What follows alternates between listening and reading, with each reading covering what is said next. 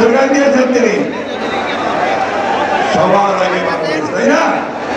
ওই বাংলাদেশের সামনে দায়িত্বটা কার? এই দায়িত্ব হচ্ছে আপনাদের, এই দায়িত্ব হচ্ছে ছাত্রদের মেধা এবং বুদ্ধিমত্তার চর্চা করে সামনের দিকে মেধা ছাড়া আমরা সামনে যেতে পারবো না। জ্ঞান বিজ্ঞানের চর্চা, মেধার চর্চা, এর মধ্যে দিয়ে আমাদের সামনের দিকে যেতে হবে। আমাদের সামনে এখন লড়াই যে বাংলাদেশে একটা গণতান্ত্রিক রাষ্ট্র, আমরা সেই লক্ষ্যে গিয়ে চলেছি।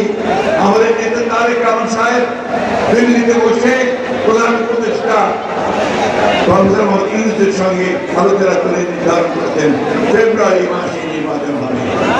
গোটা বাংলাদেশের মানুষ অপেক্ষা করে আছে যে ফেব্রুয়ারি মাসে নির্বাচন হবে।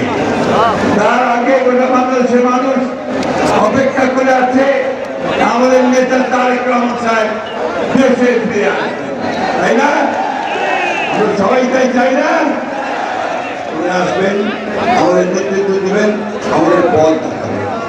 বন্ধুরা, আসুন আজকে আমরা এই শপথ গ্রহণ করি যে আমরা সবাই ঐক্যবদ্ধ হয়ে আমরা তারেক রহমান সাহেবের নেতৃত্বে আমরা এই দেশকে সত্যিকার অর্থে শহীদ প্রেসিডেন্ট জিয়াউর রহমানের স্বপ্ন ছিল, স্বপ্ন, সেই স্বপ্নগুলিকে সত্যিকার অর্থে একটা সুখী, সুন্দর, সমৃদ্ধ বাংলাদেশ